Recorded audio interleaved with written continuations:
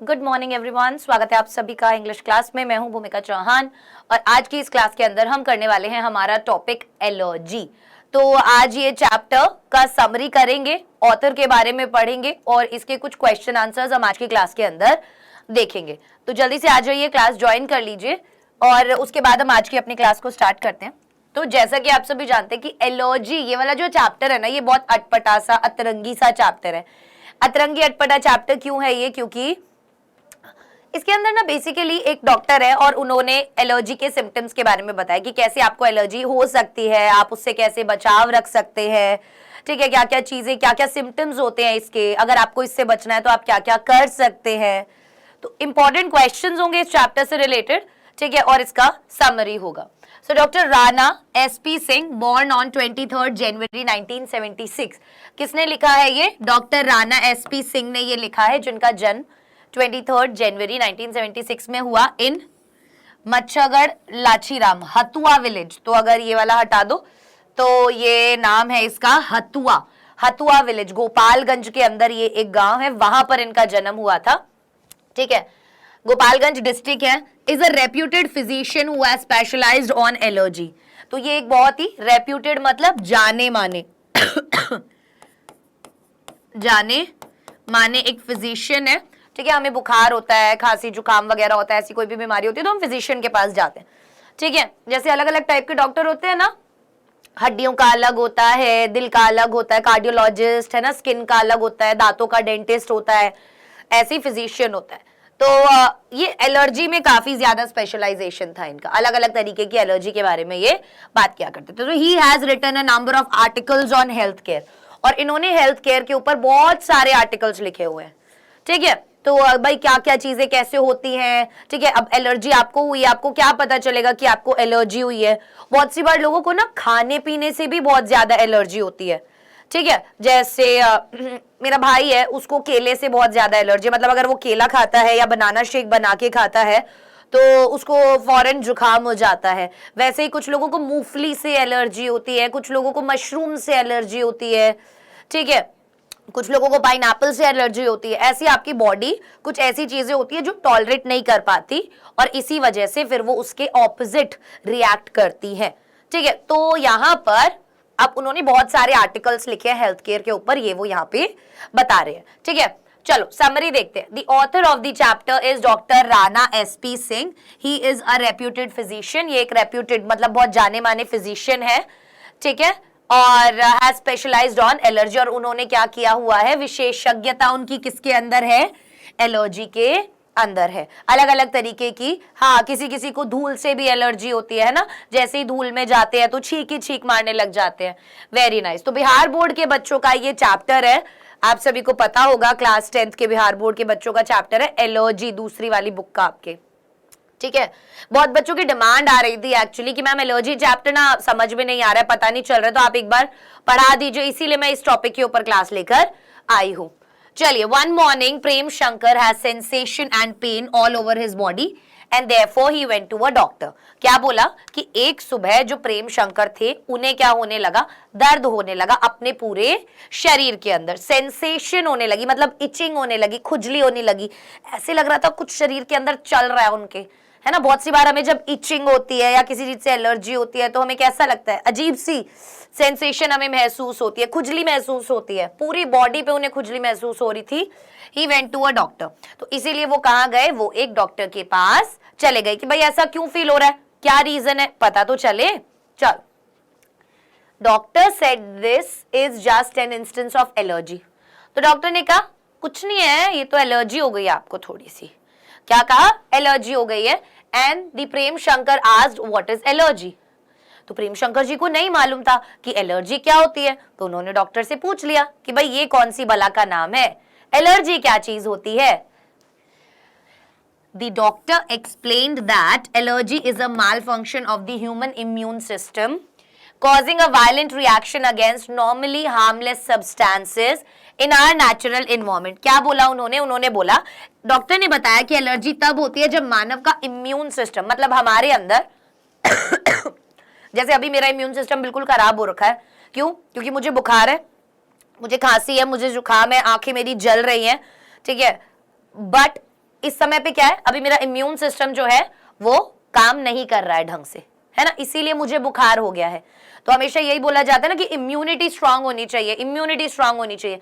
जब कोविड आया था तब भी यही बात बोली जा रही थी कि जिन लोगों की इम्यूनिटी स्ट्रांग थी उनका तो कुछ नहीं हुआ, लेकिन जिनकी इम्यूनिटी वीक थी उनको बहुत ज्यादा झेलना पड़ा, राइट, यस। तो उन्होंने बोला कि यार तुम्हारा इम्यून सिस्टम जो है वो ढंग से काम नहीं कर रहा है। मैल फंक्शन मतलब क्या होता है, कोई भी चीज जब ढंग से काम ना करे, ठीक है। तो उन्होंने यही बोला कि भाई तुम्हारा इम्यून सिस्टम जो है वो ढंग से काम नहीं कर रहा है, और जो हमारे वातावरण में हिंसक प्रतिक्रिया होती है, देखो violent reaction against normally harmless substances, मतलब कि कुछ ऐसी चीजें होती हैं हमारे वातावरण के अंदर जो आमतौर पर तो इतनी नुकसानदेही नहीं होती हैं, पर बहुत सी बार क्योंकि हमारा इम्यून सिस्टम वीक होता है इस वजह से वो हमारी बॉडी को नुकसान पहुंचा देती हैं। अगर हमारा इम्यून सिस्टम सही होगा तो कहीं ना कहीं वो हमारी बॉडी को नुकसान नहीं पहुंचाएगी। जैसे हमारे यहाँ पे एक लड़का था, मेरा दोस्त था, वो आटे से उसको एलर्जी थी। तो ये ग्लूटेन वाली भी आजकल नई मतलब रईसों वाली बीमारी चली है, ठीक है, कि आटे से एलर्जी होती है। तो ये लोग जो मिक्स बाजरा वगैरह और ये होता है ना, इसकी रोटी खाते हैं, और मतलब अलग अलग ये लोग ज्यादा नॉन वेजिटेरियन फूड ज्यादा खाते हैं, बिकॉज ये लोग आटा या मैदा या ऐसी चीजें नहीं खा सकते, ठीक है। तो बहुत भयंकर हो गया है ये आजकल काम, ये बहुत कॉमन भी हो गया है आजकल। पहले तो ऐसा कोई बोल दे कि भाई आपको आटे से एलर्जी है तो लोग सोचेंगे कैसी एलर्जी, कोई मानेगा? पुराने जमाने के लोग, या आप अभी अपने गांव में किसी को बोल के देखो या अपने दादा दादी को बोल के देखो ग्लूटेन या फिर बोलो कि आटे से एलर्जी है, थप्पड़ मार के 2 रोटी फालतू खिलाएंगे, बोले कोई एलर्जी नहीं है, खा ले बैठ के, है ना, खिलाएंगे ना, मानते ही नहीं है। बट आजकल क्या हो गया है, आजकल ये चीज बहुत ज्यादा कॉमन हो गई है। तो हमारे इम्यून सिस्टम के खिलाफ ये क्या करता है, लड़ता है।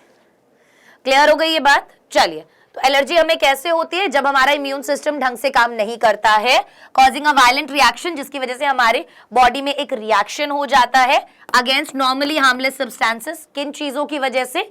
उन चीजों की वजह से जो आमतौर पर हानिकारक नहीं होती हैं, उन चीजों की वजह से इन आर नॉर्मल इन्वायरमेंट, हमारे आम नॉर्मल साधारण वातावरण के अंदर। चलो, Environmental and genetic factors can cause higher chance of having allergy। अभी इन्होंने क्या बोला, कौन से फैक्टर्स? एक तो पर्यावरणीय और एक आनुवांशिक कारक, जेनेटिक। ये ना बहुत सी बार जो एलर्जीज होती है ये जेनेटिक भी होती है। जैसे अगर आपके पापा को है तो आपको भी होगी, आपकी मम्मा को है, या आपके दादू वगैरह किसी को थी, या आपकी फैमिली में किसी को थी, तो आपके जीन्स में है ये वाली बीमारी, इसीलिए आपको उस चीज से एलर्जी हो, राइट। तो ये 2 तरीके से होती है, या तो इन्वायरमेंटल होती है या फिर जेनेटिक होती है, ठीक है। Firstly allergy start with hay fever, eczema, and then it evolves into asthma, and this is referred to as allergy march. देखना, एक तो ना बहुत सारे बच्चे इसको अस्थमा अस्थमा बुलाते हैं, इसको इंग्लिश में जब भी आप प्रोनाउंस करोगे तो, हाँ, खानदानी बीमारी है ना, इसको इंग्लिश में जब भी आप प्रोनाउंस करोगे तो आप एस्मा प्रोनाउंस करोगे। क्या प्रोनाउंस करोगे? एस्मा, TH इसमें साइलेंट है, एस्मा, ठीक है। अभी इन्हें क्या बोला कि सबसे पहले एलर्जी बुखार एक्साइमा से शुरू होती है और फिर ये अस्थमा में विकसित होती है, और इसे एलर्जी मार्च कहा जाता है। मतलब ये धीरे धीरे पनपती है बॉडी में, ठीक है, धीरे धीरे पनपती है। पहले बुखार चढ़ेगा, फिर खांसी जुकाम होगा, फिर आपकी बॉडी पे अलग अलग रैशेस वगैरह पड़ने लग जाएंगे, और उसके बाद ये अस्थमा का रूप आपकी बॉडी में ले सकती है। इम्यूनोग्लोबिन E और IgE, ध्यान रखना, कुछ टर्म्स होंगी इनके अंदर जो आपको याद रखनी पड़ेंगी ना, एग्जाम में अगर क्वेश्चन पूछा जाए तो आप उनको लिख पाए आराम से। इम्यूनोग्लोबिन E और IgE were the antibodies discovered by the scientists of Uppsala and Baltimore in 1968। अब क्या बोला, इम्यूनोग्लोबिन E, जिसको IgE भी बोला जाता है, ये 1967 में उपसाला और बैल्टिमोर के वैज्ञानिकों द्वारा खोजे गए एंटीबॉडीज है। अभी आपको पता है एंटीबॉडीज क्या होते हैं? एंटीबॉडीज क्या होते हैं बताओ? हमें जो कोविड के टाइम पे इंजेक्शन लगे थे वो क्या थे इंजेक्शन? वो ऐसे एंटीबॉडीज थे जो हमारी बॉडी में डाले गए थे जो कि लड़ते इन बीमारियों से। यस, ठीक है। तो एस्मा क्या होता है, सांस लेने में जब दिक्कत आती है, कई लोगों को आपने देखा होगा पंप यूज करते हैं, ऑक्सीजन पंप यूज करते हैं, है ना। तो वहां कहा के बेल्टमोर और उपसाला के जो वैज्ञानिक थे, उन्होंने सबसे पहले 1967 में इम्यूनोग्लोबिन ई नाम की एक एंटीबॉडीज का आविष्कार किया था। Some suggestions to avoid allergy are wearing a mask. अभी कुछ आपको सलाह दी जाएगी कि कैसे आप ये जो एलर्जी होती है इसको होने से रोक सकते हो। मास्क तो आप सभी को पता है आजकल कितना ज्यादा कॉमन हो गया है कि मास्क पहनो, मास्क पहनो, मास्क पहनो। हर दूसरा बंदा यही बोल रहा है ना कि भाई घर सफाई कर रहे हो तो मास्क पहन के करो। यूजुअली आपने देखा होगा मम्मी वगैरह चुन्नी मुन्नी बांध के, जैसे हमारी दादी वगैरह होती थी ना, होती है मतलब अभी भी है, वो घर के बाहर हमेशा उनकी आदत थी सुबह सुबह झाड़ू लगाया करती थी, तो वो अपने मुंह पे जो साड़ी पहनी होती थी उसको यहाँ पर बांध के लगाती थी। पुराने जमाने के लोग ज्यादा समझदार थे, है ना। आपने देखा होगा जो भी ये जो सफाई कर्मचारी होते हैं, सड़कों वगैरह की जो सफाई करते हैं, हमारे देश का ख्याल रखते हैं, वो लोग भी जब भी झाड़ू वगैरह लगाते हैं तो आपने देखा होगा हमेशा वो पहन के लगाते हैं, क्योंकि एलर्जी होने के चांसेस ज्यादा होते हैं। Reading and understanding the food labels, आप हमेशा जो भी खाना खरीद रहे हो बाहर से उसको पढ़ो कि उसके अंदर क्या क्या चीज है, कुछ ऐसा तो नहीं है जिससे आपको एलर्जी है, और उसके बाद ही उसको कंज्यूम करो, है ना। Removing carpets and so on, आपके घर में जो कार्पेट्स वगैरह हैं यार, उनके अंदर सबसे ज्यादा कीटाणु होने की संभावना रहती है। क्यों? क्योंकि दिन रात हम क्या करते हैं, उन्हीं के ऊपर चलते फिरते रहते हैं, है ना। जूतों से चीजें खिंडाते रहते हैं, लेट जाते हैं उन्हीं पे। तो ये जो कार्पेट्स होते हैं, पायदान होते हैं, कालीन होते हैं, सोफाज होते हैं, बेड होते हैं, ब्लैंकेट्स होते हैं, इनमें तो सबसे ज्यादा कीटाणु होते हैं। इसीलिए मम्मियां हमेशा देखना, आप हर दूसरे दिन इनमें धूप लगाती हैं, है ना। तो मैं कह रही हूँ पुराने लोग बहुत ज्यादा समझदार से हम लोगों के कंपैरिजन में। मुझे इतना तेज ठंड लग रहा है कि मेरे बाल खड़े हो गए। चलो, सजेशंस टू अवॉइड एलर्जी। ठीक है, क्या क्या चीजें आप कर सकते हो अगर आप एलर्जी अवॉइड करना चाहते हो तो। Wear a pollen mask when moving the grass और हाउस क्लीनिंग। भाई आप कभी भी घास वगैरह साफ कर रहे हो या अपना घर साफ कर रहे हो, पॉलन मास्क का मतलब है नॉर्मल जो अपन मास्क लगाते हैं जिससे डस्ट अंदर ना जाए, वो वाला मास्क लगा के या चुन्नी वगैरह बांध के जिससे डस्ट अंदर ना जाए, तभी आप सफाई करो। ठीक है। Stay endorse in the morning and on windy days, हमेशा घर के अंदर रहो। ठीक है, हमेशा घर के अंदर रहो। कब बोला गया है? खास तौर पर मॉर्निंग में, और जब हवा वाले दिन, मतलब जब आंधी तूफान वगैरह ज्यादा होता है ना, तो उस समय में ये पॉलन ग्रेन्स वगैरह बहुत ज्यादा हवा में होते हैं, है ना, तो उससे भी आपको एलर्जी जो है वो हो सकती है। Read and understand food labels. तीसरी चीज ये जो है ना, ये आपसे एग्जाम में भी क्वेश्चन पूछा जा सकता है, इसीलिए इन पॉइंट्स को मैं अलग से लिख कर लाई हूं। ठीक है, वो आपसे सीधा सीधा क्वेश्चन पूछ लेंगे कि आप सजेस्ट कीजिए कि कैसे कुछ चीजें करके हम एलर्जी को अवॉइड कर सकते हैं। Right, so read and understand food labels. आप पहन लो कह रही हूँ, read and understand food labels, कि आप फूड लेबल्स जो है उन्हें पढ़ो, समझो। ठीक है, for people with food allergy, जिन भी लोगों को फूड एलर्जी है वो सब। Keep windows and doors closed, मतलब बहुत सी बार अगर आप बिना देखे कोई भी चीज खरीद लेते हो और हो सकता है कि जिस चीज से आपको एलर्जी है वो चीज उसके अंदर हो, तो आप बिना चाहे बेफालतू में अपने लिए मौत बुला लोगे, है ना। और ये एलर्जीज कभी कभी इतनी ज्यादा घातक होती है, इतनी ज्यादा प्रॉब्लमैटिक होती है कि ये मतलब मार भी सकती है इंसान को। ठीक है,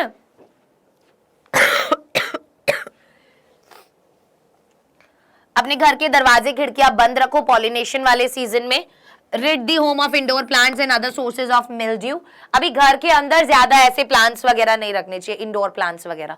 ठीक है, डोंट अलाउ डेंजर।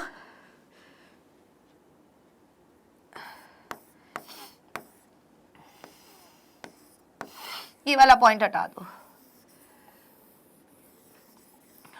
ठीक है, ये कुछ चीजें हैं। Change feather pillows, woollen blankets and clothing to cotton or synthetic materials. क्या बोला गया? आपके घर में कुछ ऐसे पिलो कवर्स होंगे, कुछ ऐसे बेडशीट्स होंगे, कुछ ऐसे ब्लैंकेट्स होंगे जो फर वाले होते हैं, है ना यार, उनको हटा दो। सिंथेटिक मटेरियल के होते हैं, या तो इन सबको कॉटन में स्विच कर लो। ठीक है, enclose mattress, box springs and pillows in plastic barrier cloth. ठीक है, आप अगर इनको रख रहे हो जब भी, तो इनको इनके अपने अपने कवर आते हैं, उनके अंदर इन्हें ढक के रखो। अपनी बेडशीट वगैरह, शीट्स मतलब चादर, बेड पे जो चादर बिछाते हैं ना, चादर वगैरह को क्या करना है आपको, रेगुलरली धोते रहना है। मैट्रेस पैड जो है, ब्लैंकेट्स जो है, हर हफ्ते आप क्या करते रहो, उनको गर्म पानी में धोते रहो या धूप लगाते रहो, कुछ ना कुछ करते रहो। Remove carpets and upholstered furniture. Upholstered furniture कौन सा होता है, जो गद्दी वगैरह वाले पॉलिश हुए फर्नीचर होते हैं ना, वो बोल रहे हैं यहाँ पे, उनको हटा दो अपने घर से। ठीक है यार, इतना ज्यादा सेंसिटिव होने की भी जरूरत नहीं है। फ्रैंकली स्पीकिंग, अगर हम सब कुछ ही हटा देंगे और बहुत ज्यादा कॉशियस हो जाएंगे चीजों को लेके, तो हमारे बीमार होने के चांसेस भी बहुत ज्यादा बढ़ जाते हैं।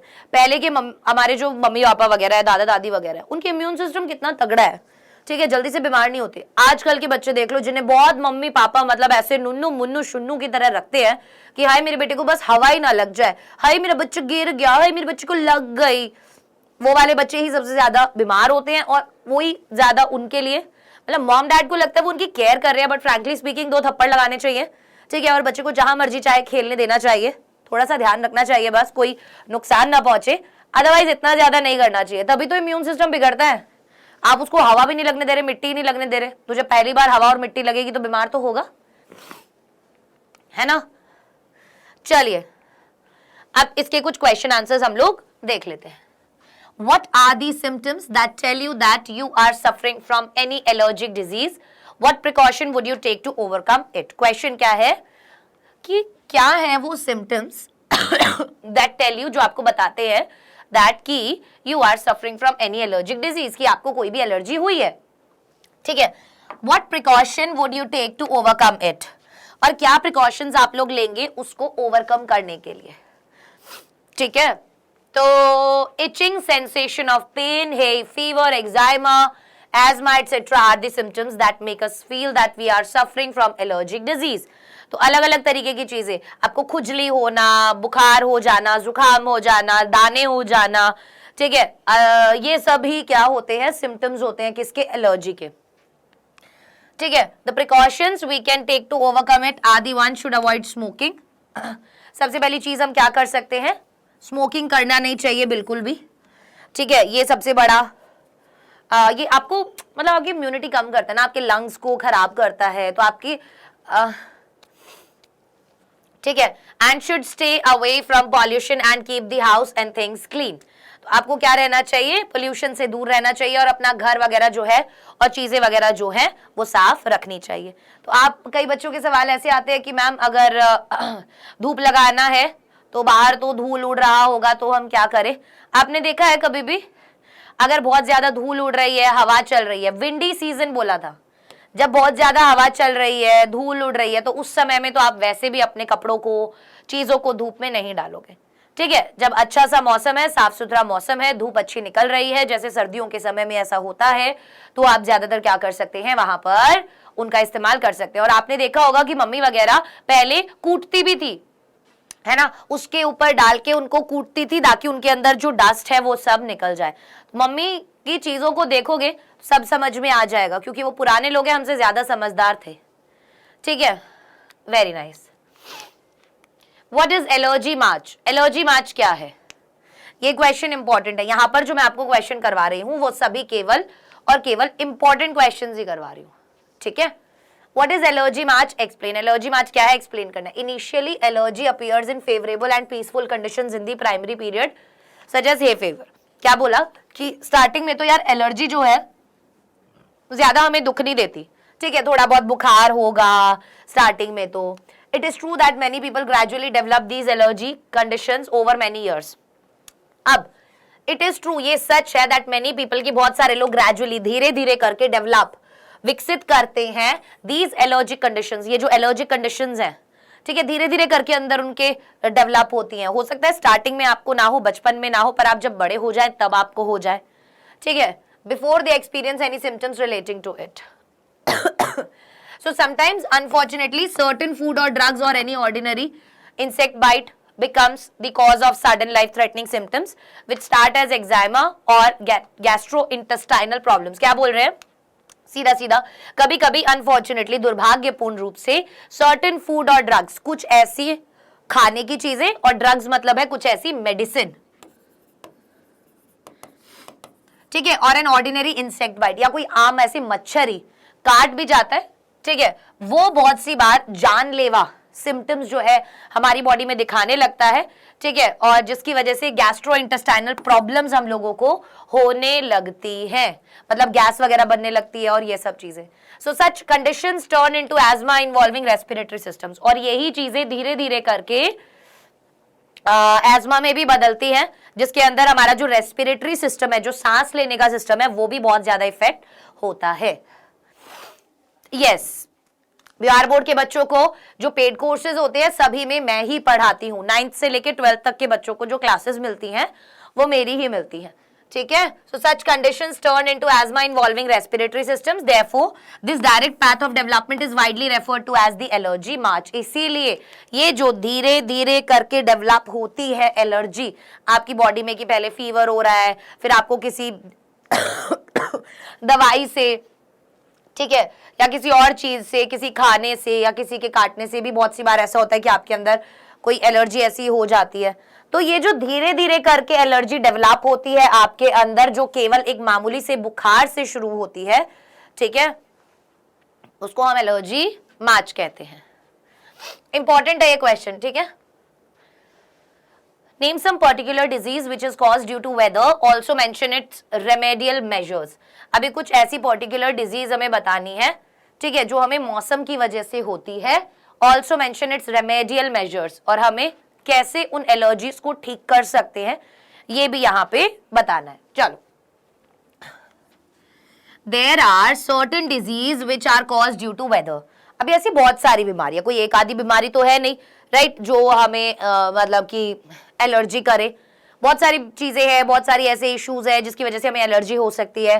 सम ऑफ दोज डिजीज आर एक्साइमा और गैस्ट्रो इंटेस्टाइनल प्रॉब्लम्स, ठीक है, जिसमें से कुछ हम बोल सकते हैं एक्साइमा और या फिर गैस्ट्रो इंटेस्टाइनल प्रॉब्लम हमें हो सकती है, एज्मा हो सकता है, इन्फ्लेमेशन, जलन वगैरह जो हमें होती है, एंड सो ऑन। तो हम क्या कर सकते हैं इनसे बचने के लिए? पॉलन मास्क पहन सकते हैं, पहली चीज। इंडोर, घर के अंदर रह सकते हैं। अगर आपको पता है कि आपको एलर्जी हो रही है तो आप ज्यादातर घर के अंदर रहिए, बाहर मत निकलिए। जब भी धूल वाले दिन है, बाहर आंधी तूफान अगर चल रहा है तो आप घर के अंदर ज्यादातर रहिए। And to keep the doors and windows close during heavy pollination, और जब हैवी पॉलिनेशन होता है, पॉलिनेशन आप सभी को पता होगा ना, बायोलॉजी पढ़ी है ना, राइट, तो उससे पॉलिनेशन आप सभी को पता होगा। हिंदी टर्म मुझे एक्चुअल में इसका याद नहीं आ रहा है। So to keep the doors and windows close during heavy pollination, जब ज्यादा पॉलिनेशन होता है तो उस समय अपने घर के खिड़की और दरवाजे जो है वो खास तौर पर आपको बंद रखने होते हैं, ठीक है। तो ये थे हमारे कुछ ऐसे सवाल जो आपको एग्जाम पे करने के लिए आ सकते हैं, एग्जाम पॉइंट ऑफ व्यू से काफी ज्यादा इंपॉर्टेंट है। अभी इसमें मैंने कुछ पॉइंट्स और लिखे हुए हैं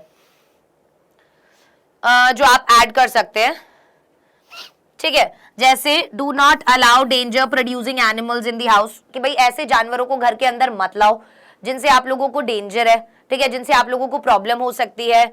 अपने घर के चादर, पैड्स, ब्लैंकेट्स वगैरह लगातार हमेशा गर्म पानी में धोते रहो, है ना। यूज फिजिकल एकार्साइड और टैनिक एसिड सोल्यूशन। अभी यहाँ पे ना इन्होंने बोला है कि इंसेक्टिसाइड आता है, बहुत सी बार अभी बोला जाता है कि घर में फिनाइल यूज करते हैं, है ना, वॉशरूम्स वगैरह में हम हार्पिक वगैरह टाइप का यूज करते हैं। कोई मच्छर वगैरह होता है तो हम हिट वगैरह यूज करते हैं। तो ये क्या होते हैं, घर में जो भी हमारे इंसेक्ट्स वगैरह है या जर्म वगैरह है, पोछे के पानी में नमक डालते हैं, पहले के लोग डालते थे, उससे नेगेटिविटी बाहर होती है। कहने का मतलब था कि उससे कीटाणु जो है वो घर के खत्म होते हैं, ठीक है। चलिए, तो यहां तक का आप सभी बच्चों को समझ में आ गया होगा, राइट। मैं आशा करती हूँ आज की ये क्लास आप लोगों को पसंद आई होगी। अब मुलाकात होगी आपसे अगली क्लास में, तब तक के लिए bye bye guys, take care and see you in the next class.